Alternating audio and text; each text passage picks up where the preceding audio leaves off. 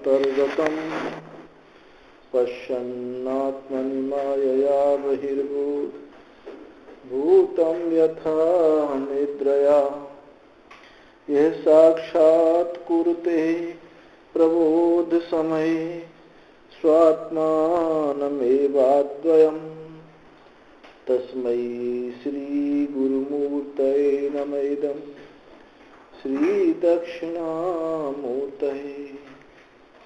श्री कृष्णार्जुन संकथामृत निधे धीरं गभीरं तलं तत्त्वान्वेषण तत्परैरधिगतं कैकेयी न साधिवरहि किंतु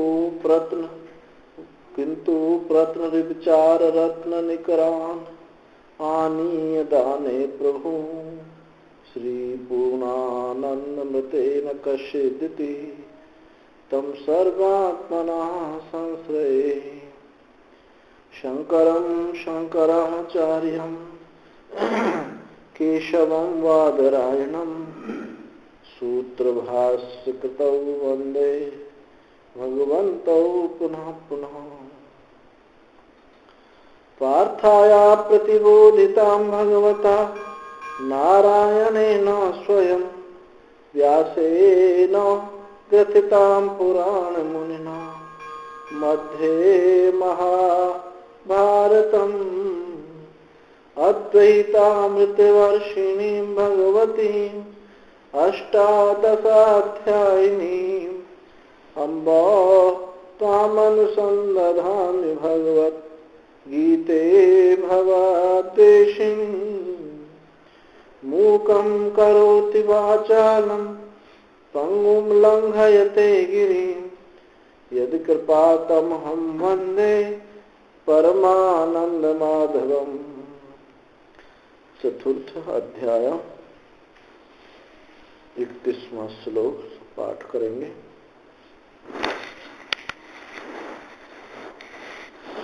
यज्ञ शिष्टामृतभुजो यान्ति ब्रह्म सनातनम् नायं लोकोऽस्ति यज्ञस्य कुतोऽन्यः कुरु सत्तम एवं बहुविधा यज्ञा वितता ब्रह्मणो मुखे कर्मजान् विद्धितान् सर्वान् एवं ज्ञात्वा विमोक्ष्यसे श्रेयान् द्रव्यमयाद्यज्ञान् ज्ञानयज्ञः परं तप सर्वं कर्माखिलं पार्थ ज्ञाने परिसमाप्यते तद्विद्धि प्रणिपातेन परिप्रश्नेन सेवया उपदेक्षन्ते ते ज्ञानं ज्ञानिनस्तत्त्वदर्शिनः यद् ज्ञात्वा न पुनर्मोहम् एवं यास्यसि पाण्डवः येन भूतानि शेषेण द्रक्ष्यस्यात्मन्नथो मयि। प्रसंग यज्ञ का चल रहा था। 13 प्रकार के यज्ञ बताए जिनमें जो ब्रह्म यज्ञ संपादनत्व रूप से जो ब्रह्म के स्वरूप का निरूपण किया। फिर उसके बाद 12 यज्ञ जो और बताए उनमें कुछ परमात्मा की प्राप्ति के साक्षात साधन के रूप में यज्ञ थे, यानी साक्षात साधन, कुछ बहिरंग साधन परंपरागत साधन के अंतर में बताए। अब फिर 31वें श्लोक में यज्ञ का प्रसाद, जो कोई हम यज्ञ करते हैं उसके बाद में जैसे भोजन करते हैं, कहते हैं यज्ञ का प्रसाद लेकर जाओ, वो एक स्थूल बात है। पर यज्ञ का सूक्ष्म जो वास्तविक प्रसाद है वो हमारे चित्त की प्रसन्नता है। हमारे चित्त में उत्साह प्रसन्नता होती है तो हम समझते हैं कि हमारा यज्ञ ठीक से संपादन हुआ। और जिस कर्म के करने से यदि हमारे चित्त में दुख हो रहा है, पश्चाताप हो रहा है, कहाँ पैसा बर्बाद किया, इतना समय बर्बाद कर दिया, ये जो, तो फिर वो यज्ञ नहीं हुआ है, यज्ञ का प्रसाद हमको प्राप्त नहीं हुआ। तो यज्ञ शिष्टामृत भुजो यान्ति ब्रह्म सनातनम, वो जो यज्ञ का अवशिष्ट आशिष्ट जो बचा हुआ अमृत है, यज्ञ के करने से जो प्रसन्नता है, अंतःकरण की जो शुद्धि है, उस शुद्धि से जिज्ञासा पूर्वक इस सनातन ब्रह्म को वो प्राप्त होता है। सनातन ब्रह्म को प्राप्त होता है, अर्थात यज्ञ का फल क्या हुआ? यज्ञाशिष्ट अमृत यानी अंतःकरण की प्रसन्नता, वैराग्य, चित्त की शुद्धि, साधन संपन्नता, ये सब एक ही नाम है। उससे सनातन ब्रह्म की प्राप्ति होती है। जो ये लोग जो यज्ञ नहीं करते हैं, न्यायम लोगो अस्ति अयज्ञ से, जो यज्ञ नहीं करते उसको तो इस लोक में भी प्रसन्नता नहीं, और परलोक की तो बात क्या, जो अनेक साधन साध्य तप आदि यज्ञ आदि साधन साध्य जो अलौकिक हैं, स्वर्ग आदि हैं, उनकी प्राप्ति तो होगी ही कैसे, इस लोक में भी उसको प्रसन्नता प्राप्त नहीं होती, ये लोक भी उसको प्राप्त नहीं होता।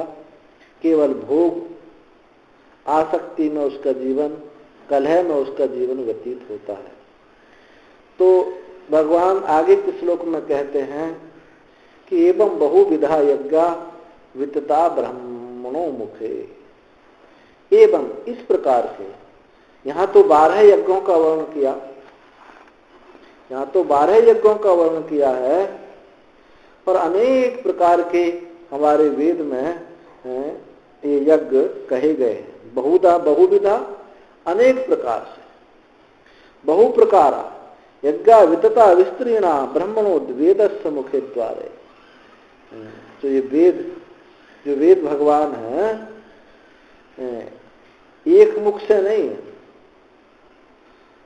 ब्रह्मा के चारों मुख या चारों वेद, इन ब्रह्मा इनके कर्म से, वेद से जो उत्पन्न, वेद में जो बताए गए जो यज्ञों का वर्णन है, अनेक प्रकार से उसका विस्तार को प्राप्त हुआ है।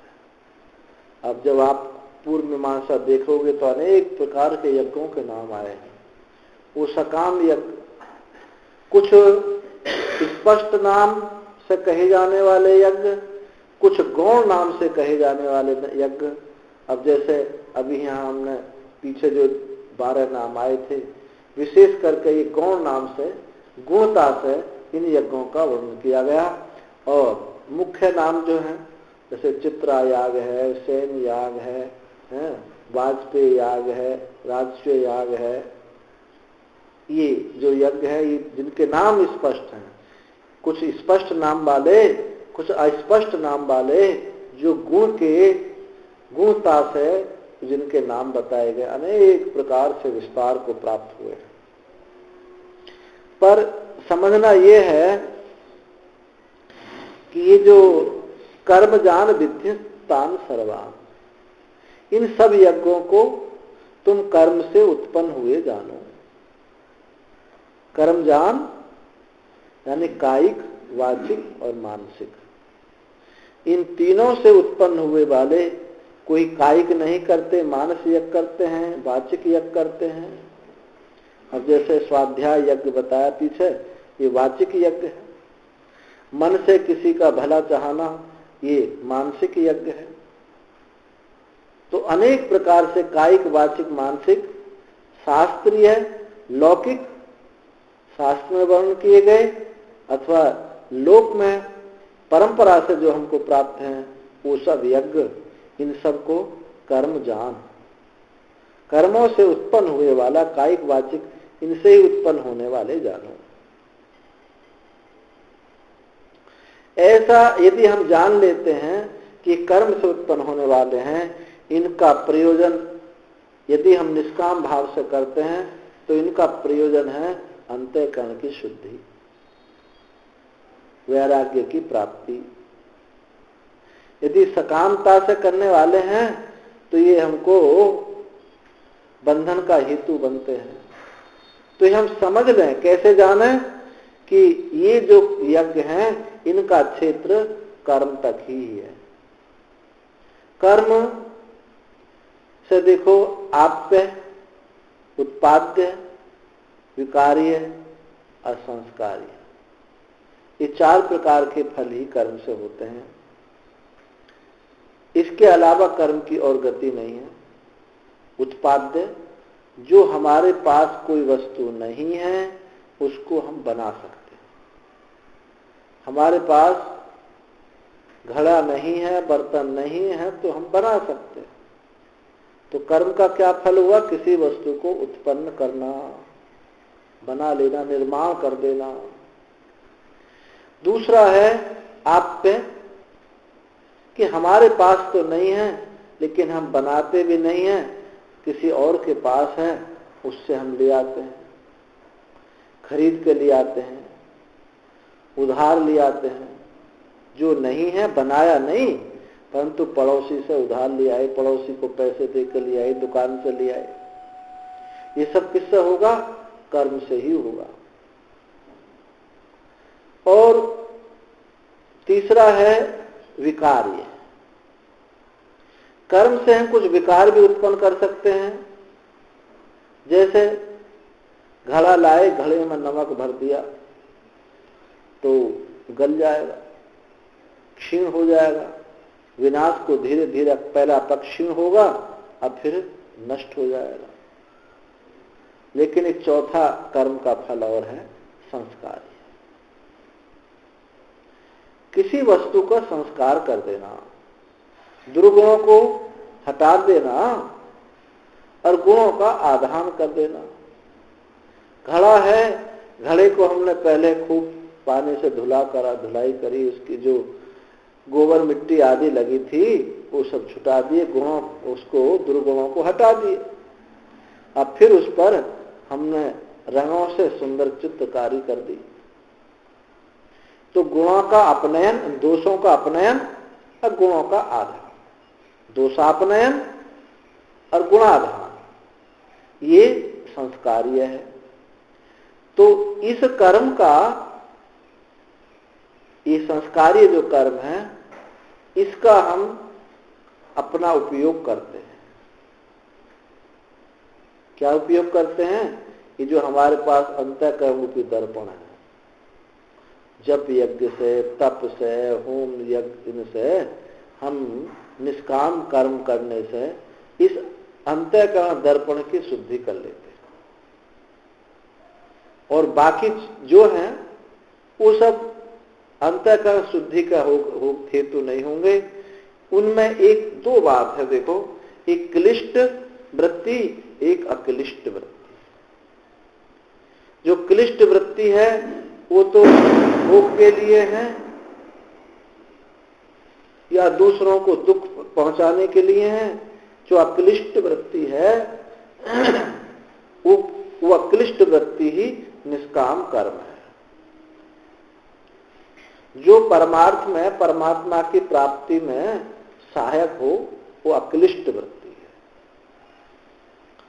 तो अंतःकरण की शुद्धि, जो भी हम काम करेंगे, निष्काम कर्म करेंगे, समष्टि के लिए ईश्वर के अर्पित होकर कर्म करेंगे, फलासक्ति रहित होकर के कर्म करेंगे, तो ये हमारा संस्कार्य कर्म हो जाता है, जो अंतःकरण की शुद्धि का हेतु है। तो जितने भी कर्म हैं इन्हीं कोटि के अंतर्गत आते हैं। या तो संस्कार्य कर्म अंतःकरण शुद्धि के लिए होंगे, या फिर हम किसी वस्तु का निर्माण करने के लिए होंगे।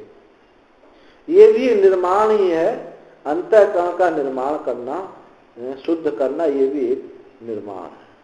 तो कर्म जो है, कर्म का विषय क्या है? निर्माण है। निर्माण विभाग और प्रमाण विभाग।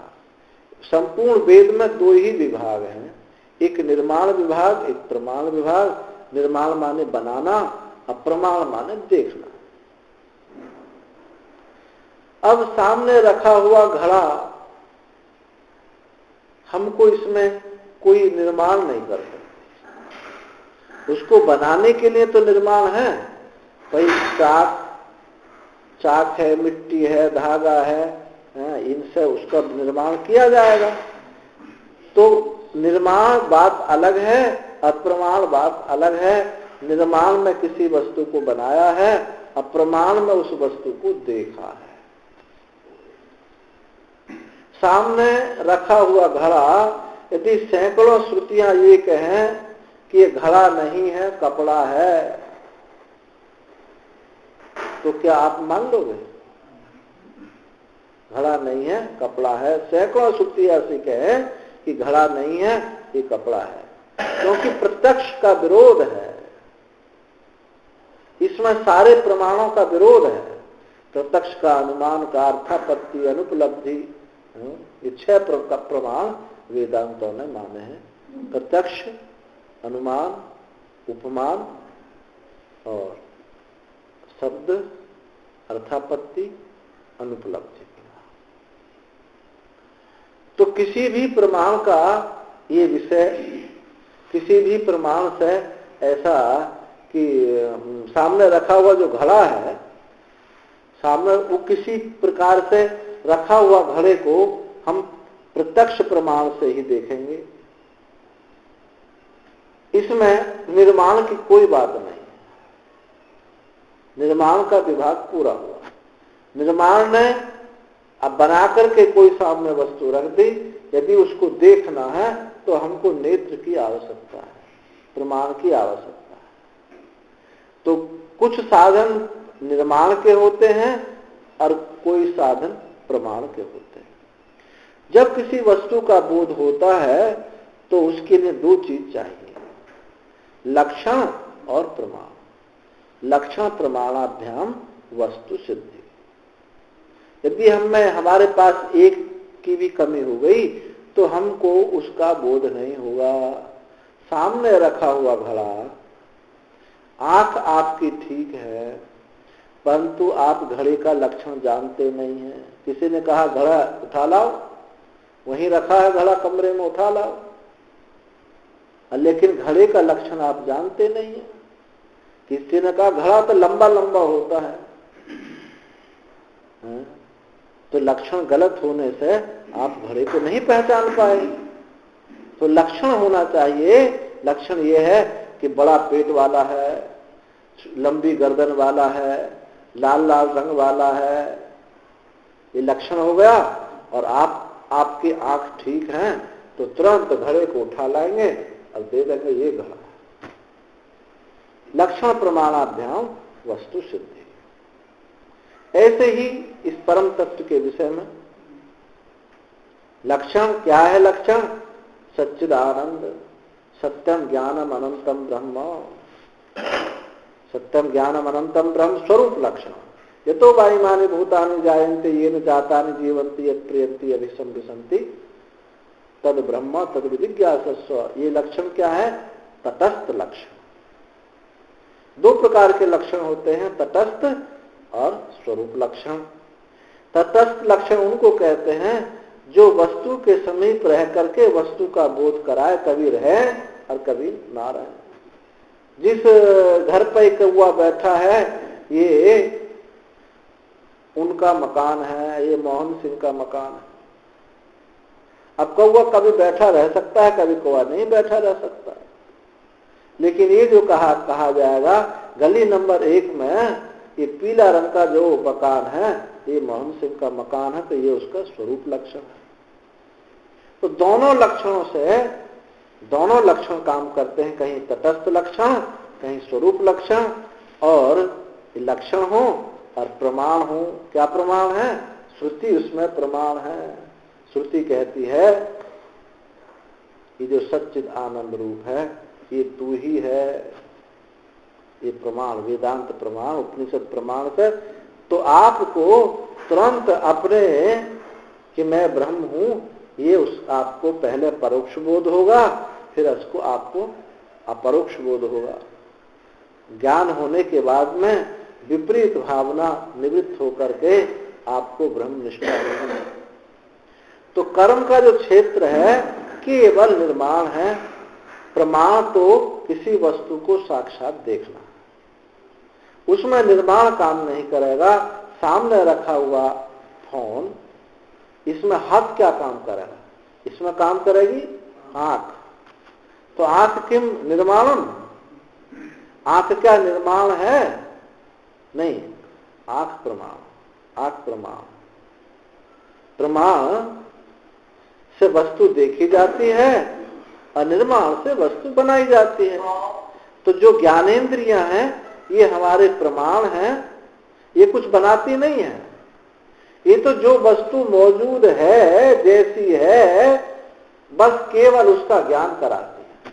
सामने रखा हुआ घड़ा, आंख ने बता दिया कि ये तो घड़ा है, लेकिन इस घड़े को बनाना हो तो हाथ की आवश्यकता होगी। तो कर्मेंद्रियां निर्माण करेंगी, अब ज्ञानेंद्रियां बताएंगी। तो जितने भी यज्ञ सब हैं, जितने 12 यज्ञों का वर्णन किया, इसके अलावा ये और भी कहा कि एवं बहुविधा यज्ञा वितता ब्रह्मणो मुखे, वेद ने अनेक प्रकार के यज्ञ, 12 ही नहीं, ये तो बहुत संक्षेप में बताया, अनेक प्रकार के, बहुत प्रकार के यज्ञ जिनकी संख्या गिनती नहीं बताई जा पा रही, वो सब कर्म जान विद्युतान सर्वा, वो सब कर्म से ही उत्पन्न हुए जानो। ये सारे जितने यज्ञ हैं इनमें ज्ञान की कोई बात नहीं, ये कर्म से ही उत्पन्न है। अभी इन्हीं कोटि में चारों उत्पाद, आत्म, विकार, ये संस्कार इसी कोटि में आने वाले हैं। यदि संस्कार्य को छोड़ करके दूसरी चीजों में जाते हैं तो ये अंतःकरण की शुद्धि के हेतु नहीं होते हैं। अब इन्हीं यज्ञों को हम संस्कार्य कर दें, गुणों दोषों का अपनयन और गुणों का अपधान, गुणों का आधान करने से ये संस्कार्य कर्म हमको ज्ञान में क्रम समन्वय से यह साधन के रूप में स्वीकार किया। तो साक्षात साधन ना हो करके, सन्निपत्योपकारक साधन ना हो करके आराधोपकारक साधन ये माने जाते हैं। आराध उपकारक साधन उनको कहते हैं तो सीधा सीधा तो संबंध ना हो, लेकिन उनका किसी न किसी प्रकार से यज्ञ हो। अब जैसे यहाँ ज्ञान यज्ञ हुआ, अब ज्ञान यज्ञ में किसी ने दरी बिछाई,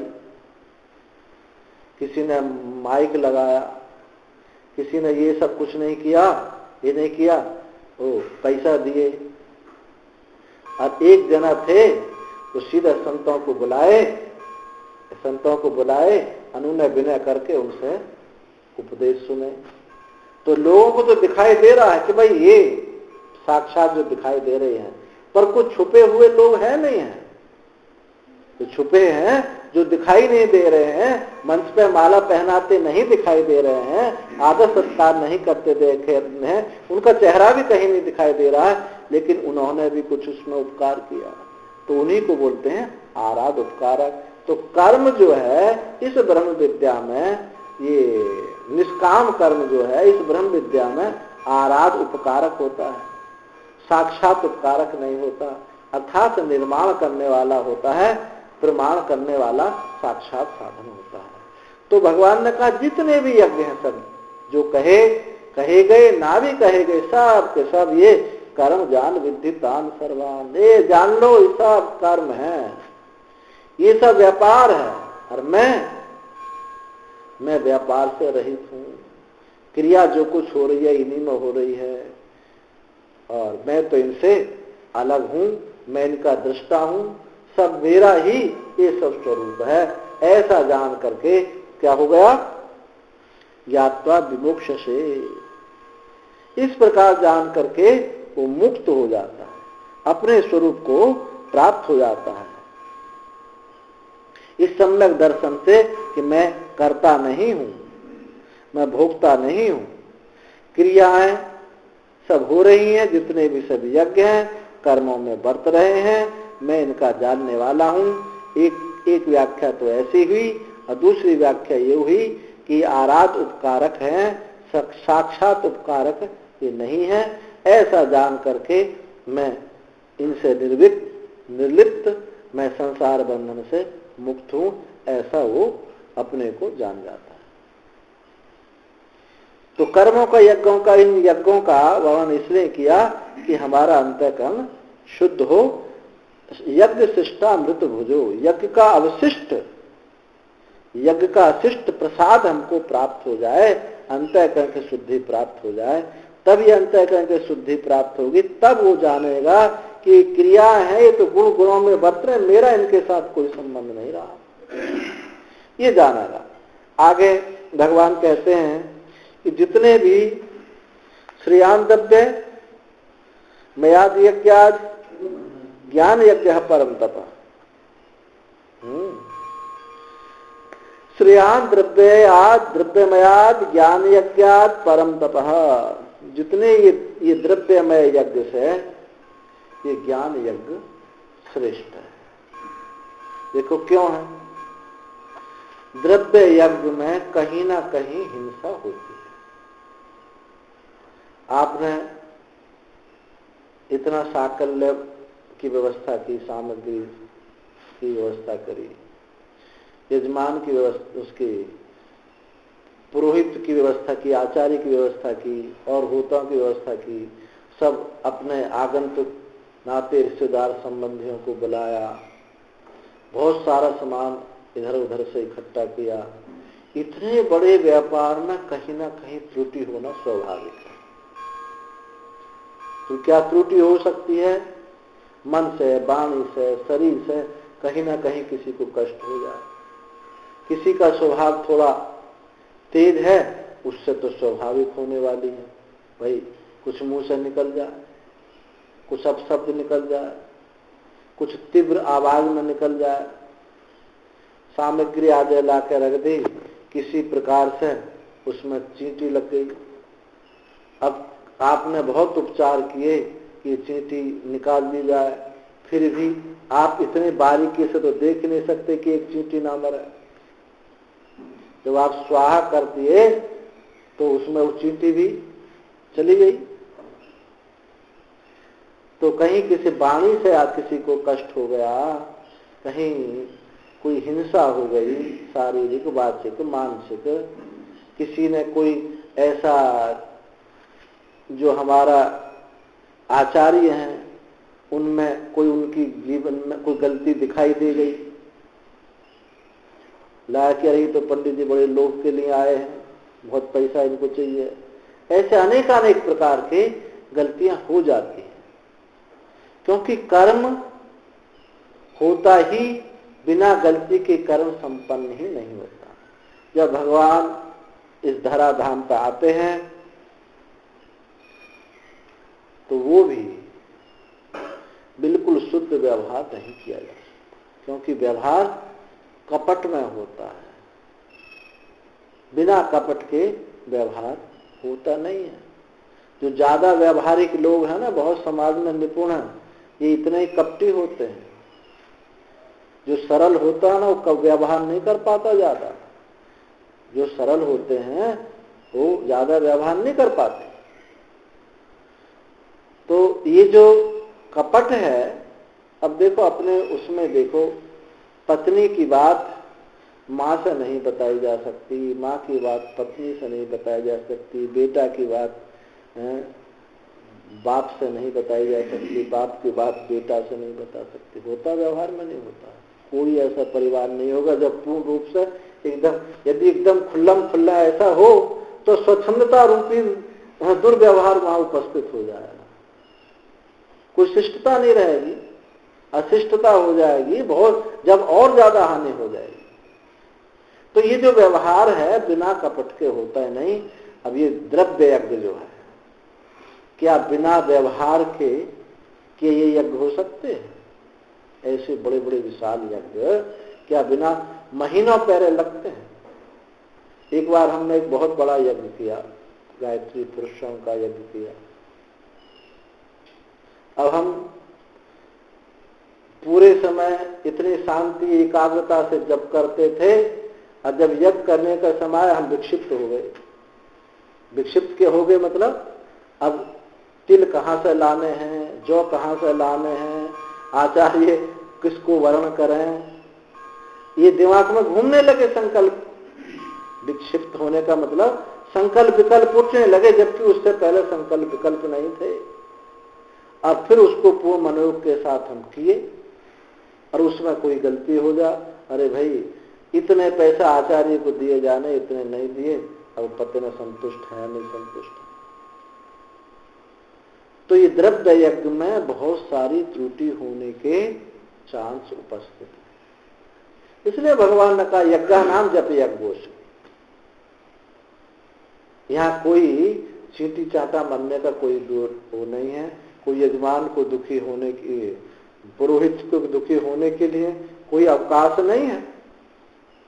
भगवान के नाम का, उनके गुणों का स्वाध्याय कर रहे हैं, जप कर रहे हैं, शांति से बैठे हो।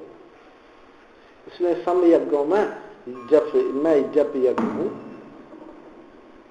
तो जिसमें अधिक से अधिक हिंसा होती है वो उतना ही दूर होता है उस परमात्मा की प्राप्ति से, और जिसमें कम से कम हिंसा होती है उतना ही हम आत्म सन्निकट हैं। देखो जैसा जो है उसके लिए वैसा ही साधन होता है। यादृशी शीतला देवी तादृश तस्य वाहन।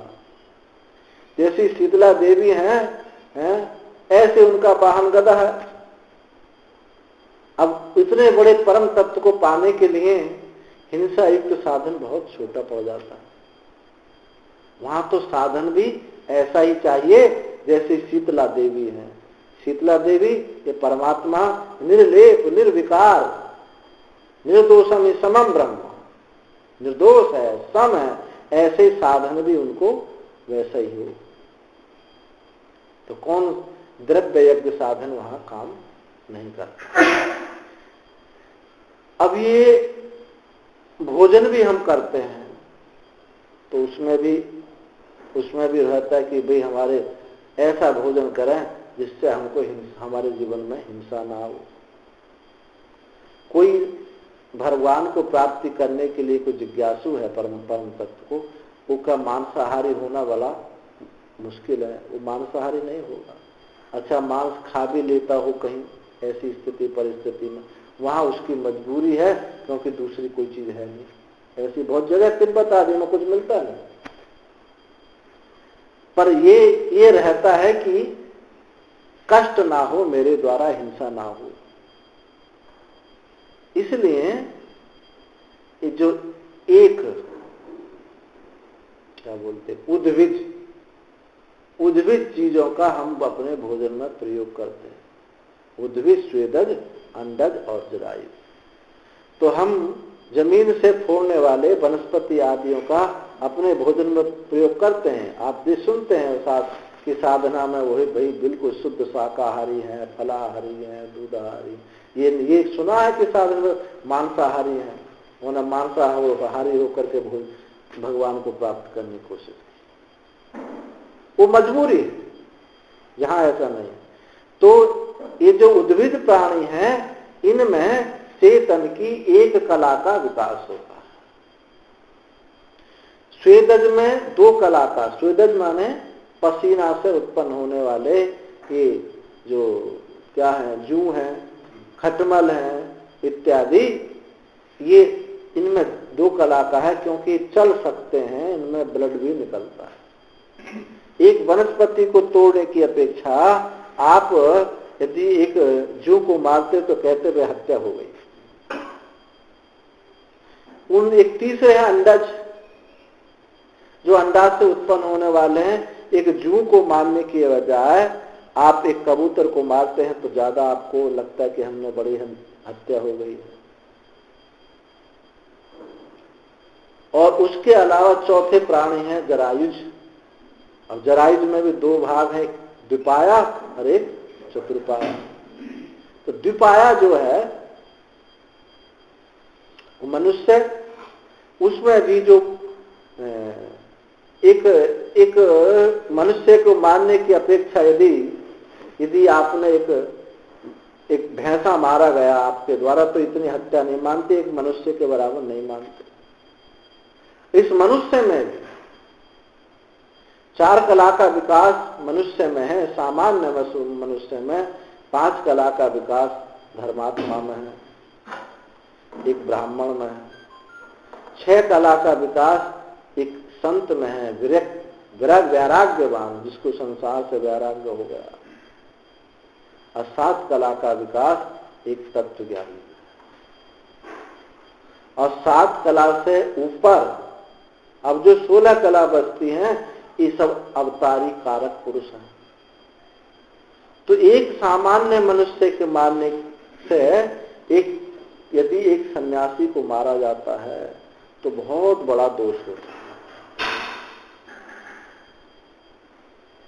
वहां बहुत बड़ी हिंसा हो जाती है, क्योंकि चेतन की इतनी कलाओं का वहां विस्तार प्राप्त है। तो कम से कम जहां हिंसा होती है उसको ही हम अपने क्षुधा की निवृत्ति के लिए शाक भाजी खा करके साधना करते हैं। तो द्रव्य यज्ञ में बहुत त्रुटियां हैं। इतना दोष आता है द्रव्य यज्ञ में कि उस ज्ञान के अत्यंत सन्निकट बैठना बड़ा मुश्किल है। इन द्रव्य यज्ञों का उपयोग, इन यज्ञों का अंतःकरण शुद्धि तक मान लिया जाएगा यदि वो निष्काम है, लक्ष्य उसका पवित्र है। एक लक्ष्य की पवित्रता और एक क्रिया की पवित्रता, यहां भी भेद होता है। प्रयोजन की पवित्रता, क्रिया की पवित्रता यदि दोनों है तब तो बहुत उत्तम बात है। यदि लक्ष्य की पवित्रता है, क्रिया की पवित्रता नहीं है, तो उससे 2 नंबर की बात है, पर वो भी धर्म कोटि में ही माना जाता है। जैसे कोई गाय सामने से निकल कर जाए और पीछे से कसाई आ रहा है, वो आपसे पूछे इधर गाय गई है, तो आपका सत्य बोलना वहां पाप माना जाता है। वहां क्रिया की पवित्रता नहीं है, लेकिन लक्ष्य की पवित्रता है। चाणक्य में उनकी क्रिया की पवित्रता नहीं थी, लक्ष्य की पवित्रता थी।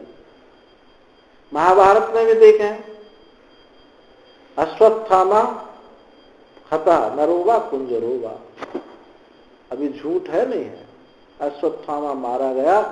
और जानते हुए भी कि अश्वत्थामा हाथी मारा, फिर भी कहता नरोवा कुंजरोवा, हाथी मारा गया अथवा ये अश्वत्थामा गुरुपुत्र मारा गया, जानते हुए भी ये नहीं कहा।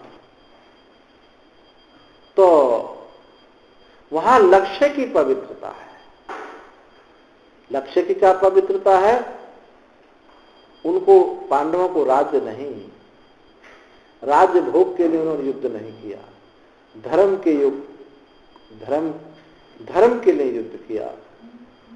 तो क्रिया की जहां अपवित्रता होती है, लक्ष्य की पवित्रता होती है, तो उसको भी धर्म माना जाता है। और जहां क्रिया की पवित्रता भी हो और लक्ष्य की पवित्रता भी हो, वो तो बहुत उत्तम बात है, और वो कभी नहीं हो पाती है। तो ऐसा जो सत्य होता है वो परेशान ज्यादा हो जाता है। जैसे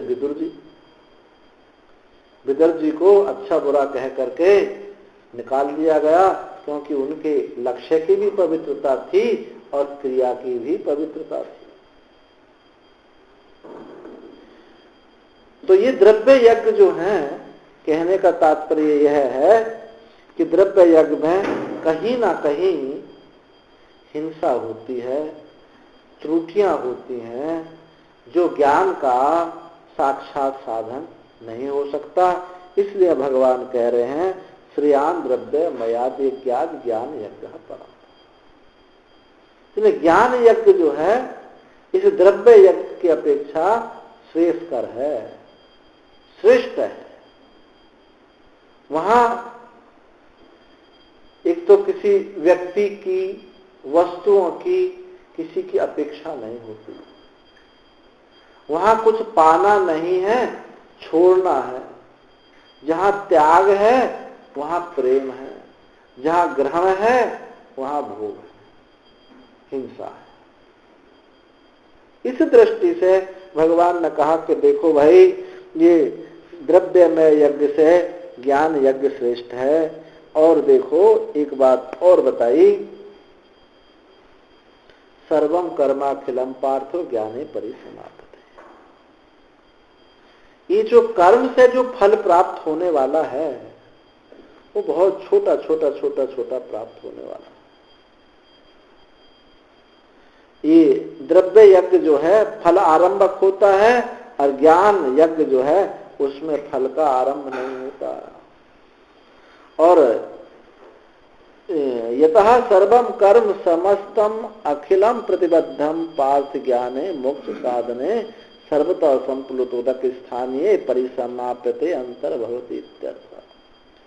कर्म से होने वाला जो फल है, सुख है, फल है, वो बहुत छोटा छोटा मिलने वाला है। इन बहुत सारे कर्मों को करके एक फल आप इकट्ठा करना चाहें तो भी वो छोटा है। जैसे यावा नर्थुत पाने सर्वतः संप्लुतोदके, सब ओर से परिपूर्ण जैसे कोई एक महान सागर है, उसमें जितना प्रयोजन ये नदी, कुआं, छोटे छोटे तालाबों से होने वाला प्रयोजन है, उस सब का सब उसमें ही निहित हो जाता है। एक महान सागर की किसी को प्राप्ति हो जाए तो उसमें जो कुआं से हल होने वाला प्रयोजन था, पानी मिलता था, तालाब से सिंचाई होने वाली थी, वो सब की सब उसमें प्राप्त हो जाती है। एक तत्वेकता का जो सुख है उसमें सारे सुख विलीन हो जाते हैं। तैत्तिरीय उपनिषद में सुख की मीमांसा बताई कि एक मनुष्य का जो सुख है और उससे 100 गुना सुख होता है एक चक्रवर्ती सम्राट का। वो सब ब्रह्मवेत्ता को प्राप्त ही है। ऐसे 100 चक्रवर्ती सम्राटों का सुख एक गंधर्व का सुख होता है। 100 गंधर्व का सुख बराबर एक देव गंधर्व का सुख होता है। 100 देव गंधर्वों का सुख एक कर्मजान देव का सुख होता है। 100 कर्मजान देवों का सुख एक अजानस देव का सुख होता है। 100 अजानस देव का सुख एक मुख्य देव का सुख होता है। 100 मुख्य देवों का सुख एक इंद्र का सुख होता है। ऐसे 100 इंद्रों का सुख एक बृहस्पति का सुख होता है। 100 बृहस्पतियों का सुख गुरु बृहस्पति, देव गुरु बृहस्पति का सुख एक ब्रह्मा का सुख होता है। ये सब सुख, यहाँ तक सुख की अतिशयता है। ब्रह्मलोक से बढ़कर के, हिरण्यगर्भ से बढ़कर कोई सुख नहीं है। ये सब ऐसे तत्ववेत्ता महापुरुष को प्राप्त है, उसको ये प्राप्त है, उसमें निहित है। न चेन्द्रिय से सुखम किंचिन न सुखम चक्रवर्तिनः सुखमस्य विरक्तस्य मुनि एकांत शीलिनः। इंद्र का सुख भी कोई सुख नहीं। न चेन्द्रिय सुखम किंचिन न सुखम चक्रवर्ती, चक्रवर्ती सम्राटों का सुख भी कुछ नहीं है। जो सुख एकांत में उस परमात्मा में रमण करने वाले एक मुनि का जो सुख है, उसके सामने कुछ भी सुख नहीं। सारे सुख, सारे भोग, ये सब भय को देने वाले हैं। भर्तृहरि महाराज ने कहा, भोगे रोग भयम कुलच्युति भयम वित्ते नृपालाद भयम माने दैन्य भयम धनिरूप भयम रूपे जराया भयम शास्त्रे वादि भयम खलिरूप भयम काये कृतांत भयम सर्वम वस्तु भयान्वितम भुवि नृणाम वैराग्य में वा भयम। भोग में रोग का भय लगा हुआ है। भोगे रोग भयम कुलच्युति भयम। यदि अच्छे कुल में हम उत्पन्न हुए हैं तो ये भय बना रहता है कि हमारे कुल को कोई दाग ना लग जाए। वित्ते नृपालाद भयम। यदि आपके पास बैंक में बहुत पैसा है तो ये भय रहता है कि टैक्स ना लग जाए। यदि घर में इकट्ठा करके रख लिया है तो ये भय बना हुआ कि चोर चुरा के ना ले जाए। विद्वान को ये भय बना रहता है कि दूसरा विद्वान हमको परास्त ना कर दे। इस शरीर में ये भय लगा हुआ है कि एक दिन शरीर में झुर्रियां पड़ जाएंगी, बड़े बड़े सुंदर सुंदर ये गाल सब झुर्री पड़ जाएंगे। सर्वम वस्तु भयान्वितम भुवि नृणाम। ये राजन, सब वस्तु भय से युक्त है। वैराग्य में बात है। एक वैराग्य ऐसा है जिसमें अभय है, वैराग्यवान को भय नहीं। तो जितना भी सब ये है भय से युक्त है। तो जितने छोटे छोटे छोटे छोटे सुख हैं, एक महापुरुष तत्ववेत्ता महापुरुष को सब उसमें ये छोटे छोटे सुख उस तत्ववेत्ता महापुरुष के सुख में से कोई एक सीख निकाल दी जाए और छिड़क दी जाए, उसमें ही सब तृप्त है। सीकरते त्रैलोक सुपासी, जो आनंद सिंधु सुख राशि सीकरते त्रैलोक। अथवा बहुनैतेन किम ज्ञातेन तवादुना, बहुत क्या कहूं, उस परमात्मा के एक अंश में सारा जगत तृप्त हो रहा है। तो यावान अर्थोत्पाने सर्वतः संप्लुतोत्से तावान सर्वेषु वेदेषु ब्राह्मणस्य विजानतः, उसमें तृप्त हो जाता है। तो ये द्रव्य यज्ञ से बढ़कर के ज्ञान यज्ञ है। सारे कर्म, सर्वा कर्माखिलम, समस्त कर्म इस ज्ञान में उनकी समाप्ति हो जाती है। उस ज्ञान में ही ये सब लुप्त हो जाता है, छोटे छोटे कर्म, क्योंकि ये अखंड नहीं है, अनंत नहीं है। जिससे सत्ता को प्राप्त हो रहे हैं उसकी दृष्टि से इसका कुछ भी नहीं है। चाहे कोई भी कितने से बड़े बड़े सुख हैं। श्रीमद् भागवत में कहा कि इंद्र का सुख इतना है जैसे किसी को खुजली हो जाए, खुजाने में जितना आनंद आता है इतना इंद्र का सुख है। श्री भागवत में एक श्लोक ऐसा दिया है कि जितना एक खुजली वाले मनुष्य को खुजाने में जितना सुख होता है, इससे ज्यादा बढ़ करके इंद्र का सुख नहीं। उस तत्व की दृष्टि से इनकी कोई सत्ता नहीं है। जिसको हम इतना बड़ा चढ़ा करके मानते हैं, ये क्षण दूसरे क्षण ये रहता नहीं है, दूसरे कण में जाता नहीं है। इतना बड़ा सुख है। इस इंद्रियों की जो लोलुपता का सुख है, बस भय बना ये रहता है, इस इंद्रिय सुख में बना रहता है। ऐसा ना हो कल को बीमार हो जाए। ये सुख आगे, इसी सुख की प्राप्ति के लिए देखो, सुख तो इसको सब चाहते हैं, परंतु इसके लिए ना तो हम प्रयास करते हैं और ना इस सुख कहाँ मिलेगा ये जगह ढूंढते हैं। सबको सुख चाहिए, प्राणी मात्र को सुख चाहिए, मनुष्य को नहीं, प्राणी मात्र को सुख चाहिए। तो ऐसे सुख पाने के लिए भगवान सही सही स्थान बता रहे हैं कि भाई ये जो सुख है जिसमें सारे कर्म गल जाते हैं, जिनकी कोई सत्ता नहीं है, ऐसा सुख कहाँ मिलेगा, कैसे मिलेगा, क्या उसकी प्रक्रिया है। तो भगवान ने पूरा सब कुछ बताया इसमें। तो देखो भाई, तदेतद विशिष्ट ज्ञानम तर्हि केन प्राप्यते, ये विशिष्ट ज्ञान, ये जो सुख जो है, तो फिर किस प्रकार से प्राप्त होगा। ये जो विशिष्ट ज्ञान कहो या सुख कहो, जिसमें जिस ज्ञान में ये सब कुछ समाविष्ट हो जाता है, सारे कर्म समाप्त हो जाते हैं, विलीन हो जाते हैं, ऐसा सुख या ये ज्ञान कैसे प्राप्त होगा। तो बहुत भगवान ने बहुत सुंदर युक्ति दी। तद विद्धि प्रणिपातेन परिप्रश्नेन सेवया।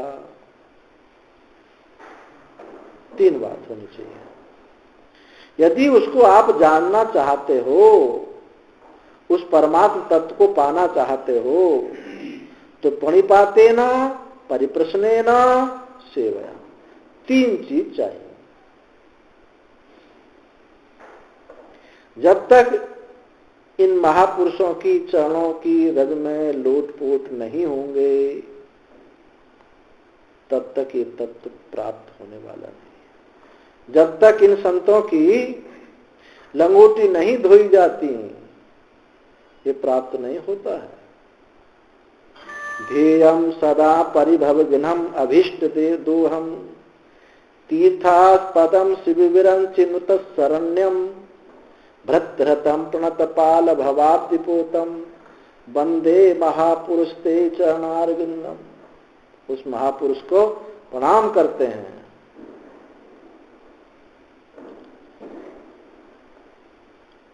श्रीमद् भागवत में ही कहा, रहु गणित तपसा न याति। हे रहुगण, ये तप से प्राप्त होने वाला नहीं है। रहु गणित तपसा न याति, न चेज्जया न निर्पणाद ग्रहाद्वा, न छंदसा नैव जलाग्नि सूर्य, बिना महत्पाद रजोभिषेक। ये जो तत्व है, तप से प्राप्त होने वाला नहीं है। न चेज्जया, बड़े बड़े याग करने से भी प्राप्त होने वाला नहीं है। नहीं हमारे श्राद्ध पिंड दान आदि गृहस्थोचित कर्म करने से प्राप्त होने वाला नहीं है। न छंदसा नैव जलाग्नि सूर्य, नहीं वेद के स्वाध्याय से प्राप्त होने वाला नहीं है। नहीं जल की उपासना करने से, सूर्य की उपासना करने से ये प्राप्त होने वाला नहीं है। न छंदसा नैव जलाग्नि सूर्य, बिना महत्पाद रजोभिषेक। जब तक इन महापुरुषों की चरणों की रज में लोट नहीं लेते, तब तक ये प्राप्त होने वाला नहीं। इतना स्पष्ट घोष करके कहा। ऐसे महापुरुष को प्रणाम करें तो उनकी प्रणिपाते न, उनकी चरण में प्रणिपात, प्रणिपात दंडवत प्रणाम। दंडवत प्रणाम का मतलब ये नहीं है कि लेट जाओ, अपने अहंकार को मिटाओ। जब तक ये अहंकार मिटता नहीं है, सामने रखी हुई वस्तु भी बिल्कुल दिखाई देती हुई प्राप्त नहीं होती। कहीं ना कहीं ऐसा एक प्रतिबंध हम बना लेते हैं, कहीं काल की परिच्छिन्नता को स्वीकार कर लेते हैं, कहीं देश की परिच्छिन्नता को स्वीकार करते हैं, कहीं वस्तु की परिच्छिन्नता को स्वीकार करते हैं। एक 1927 की बात है, भोले बाबा जी ये है ना, ये आगरे में वेदांत छंदावली, इन्हीं के यहाँ एक पत्रिका निकलती थी, उसमें हम पढ़े 1927 में एक योगी थे जिनको 3-3 घंटा निर्विकल्प समाधि होती थी। बहुत संतों के पास वो जाते थे कि हमको अपने स्वरूप का बोध नहीं है, लेकिन यह अहंकार था कि हम 3 घंटे समाधि में रहते हैं। ये अहंकार उनके झलकता था व्यवहार में। देखो, योगी में आप कभी देखेंगे वो दुराग्रह बना रहता है। दुराग्रह, किसी योगी से बात करो, दुराग्रह जाते नहीं है। तो एक सच्चिदानंद नाम के एक महात्मा थे, उन्होंने देखा कि बहुत अहंकार, यदि हमने इसको उपदेश दिया तो इसको ये ग्रहण होने वाला नहीं है। टाल देते थे महात्मा उसके अहंकार को देख करके। जब अहंकार थोड़ा ढीला हुआ तो उन्हीं महात्मा के पास आए, पूरी सच्चिदानंद नाम के महात्मा के। उन्होंने पूछा कि तुमको समाधि लगती है? बोले जी। समाधि के स्वरूप का वर्णन करो। बोले कोई देश नहीं, काल नहीं, वस्तु नहीं, कोई दृश्य नहीं है, कोई जड़ता नहीं है, कोई जड़ता नहीं है। जब मैं समाधि काल में, ये मेरा अनुभव है, कोई जड़ता नहीं, पूर्ण जागृति। वहां कोई देश काल वस्तु का भान नहीं है, कोई भेद नहीं है। तो उन्होंने कहा यही ब्रह्म है, ये निरंतर है, बस ये समझ लो। जो तुमको ये होगा कि मेरी समाधि लगती है और फिर टूटती है, ये निरंतर है। आंख खोलो या मत खोलो, हाथ चलाओ या मत चलाओ, तुम वही हो, निरंतर वही हो। जब उनका अहंकार ढीला हो तो ये बात उनको समझ में आ गई। बोध होगा, अपने स्वरूप का बोध होगा, तो कहीं काल परिच्छिन्नता बनी रहती है, कहीं देश परिच्छिन्नता बनी रहती है, वस्तु परिच्छिन्नता बनी रहती है। तो प्रणिपात जब हम दंडवत करते हैं तो पूर्ण रूप से अभिमान विगलित होता है, विगलित होना चाहिए। हम ऐसे लोग आते हैं हमारे पास, महाराज जी हमें बोध करा दो, हम दंडवत करते हैं आपको, लेट जाएंगे। अब इससे क्या उनका अहंकार क्या मिट गया है? ऐसे लोगों क्या कहेंगे? बहुरूपिया कहेंगे। वो अहंकार को झुका के नहीं लेते हैं। देखो, ये आंख बता देती है, ये शरीर बता देता है, ये चाल बता देती है, ये निराभिमानी आदमी है, ये निराभिमानी आदमी है, ये अभिमानी आदमी, पता चल जाता है। तो प्रणिपात करें, और प्रणिपात होने पर परिप्रश्नेन सेवया, सेवा एक बहुत बड़ी चीज इसमें लाके रखी गई है। सेवा जिज्ञासु और तत्ववेत्ता के बीच की कड़ी है। दम्भम महद उपासया, श्रीमद् भागवत में कहा, दम्भम महद उपासया, दम्भ की निवृत्ति महापुरुषों की सेवा से हो जाती है। यदि कोई दम्भी हो, किसी संत की सेवा करता है, तो उसका दम्भ चला जाएगा, अभिमान चला जाएगा। दम्भम महद उपासया, तो सेवा से वो गुरुदेव भी जान लेते हैं इसकी क्या स्थिति है। ये किसी देश में बैठा है, किसी काल में बैठा है, किसी वस्तु में बैठा है, इसको किस साधन की अपेक्षा है, और वो भी जान लेता है। विवेक है तो भी जान लेता है कि मंच पर बैठ के गुरुजी जैसे मंच पर बैठ के बोलते हैं वैसे ही हैं, अथवा दूसरे प्रकार से। मंच पे सुनने से, बोलने से पूरा परीक्षण नहीं होता है जब तक हम साथ में नहीं रहते हैं। ये ऐसा नहीं होता कि बस मिले और तुरंत जो है तुम हमारे गुरुजी, हम तुम्हारे चेला, नहीं। पहले ब्रह्मचारी जो रखे जाते हैं संन्यास लेने से पहले, वो इसलिए रखे जाते हैं सेवा कार्य से, उनको समझ में आ जाए कि ये उपदेश का पात्र है अथवा नहीं है। और जो ऐसे इमरजेंसी में साधु हो जाते हैं, पूरे जीवन बस उनके प्रश्न खड़े रहते हैं, और गुरु जी के प्रति ये प्रश्न बनते, द्वेष बुद्धि बनी रहती है। रामघाट में एक महात्मा है, घर में लड़ाई झगड़ा हुआ और वो वहां आ गए, तो वहां उन्हीं के गांव के पास के एक मित्र थे, वहां अपना वो रिटायर हो गए, तो किराए पर मकान कमरा लेकर के रहते थे, गंगा स्नान करते, भजन करते, कीर्तन करते, जितने उनसे भजन साधना होती करते थे। अब उन्हीं के पास आके रहने लगे। 2 दिन, 4 दिन, 6 दिन तो रहे। अब महीना 20 दिन रहने के बाद फिर तो कोई कहेगा भाई कुछ ना कुछ तो व्यवस्था करो, ऐसे थोड़ी चलेगा। तो बोले क्या कहना, उड़िया बाबा आश्रम में चले जाओ और वहां लकड़ी फाड़ दिया करना, भोजन तुमको मिलेगा और भजन करो, तो हम तुम्हारी बात करवा देंगे। अब वो आगे उनकी बात करवा दी। एक दिन उस कुल्हाड़ी का बैठा टूट गया। वहां एक महात्मा रहते थे, उनको ये भूख लगी रहती थी, कैसे चेला मेरे पास है, तुरंत बनाओ। आओ बैटरी, उसका कुल्हाड़ी का बैठा टूट गया, और वो मैनेजर बड़ा बिगड़ा उनके ऊपर, कौन डालेगा, कहां से लाओ। अब रात को उनके पास गया, महाराज इमरजेंसी आ गई है, तुरंत संन्यास दो, ऐसे ऐसे बात हो गई है। एक हमको वो मैनेजर ऐसे बोलेगा, हमारा ब्राह्मण शरीर है, इमरजेंसी है, तुरंत अभी कर दो। तो गुरु जी ने तुरंत उनको देर काम नहीं, कपड़ा पहना दिए, मुंडन भी रात ही उसी अंधेरे में कर दिया, और सुबह जाकर के उसके सामने हाथ ऐसे खड़े होकर के बोले, देख भाई हम लकड़ी नहीं फाड़ेंगे, रोटी यहीं खाएंगे, क्योंकि हम सन्यासी हम सन्यासी हैं, रोटी नहीं खाएंगे क्योंकि आश्रम का नियम है, और लकड़ी नहीं फाड़ेंगे। अब बोलो तुम क्या कहते हो? अब वो क्या कहेगा बताओ?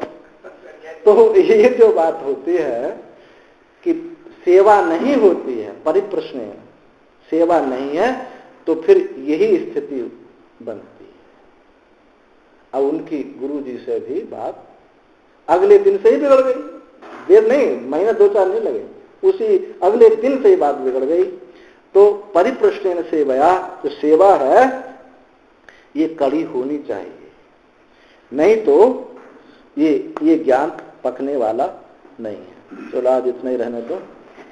ओम पूर्णमदः पूर्णमिदं पूर्णात् पूर्णमुदच्यते पूर्णस्य पूर्णमादाय पूर्णमेवावशिष्यते। ओम शांति शांति शांति।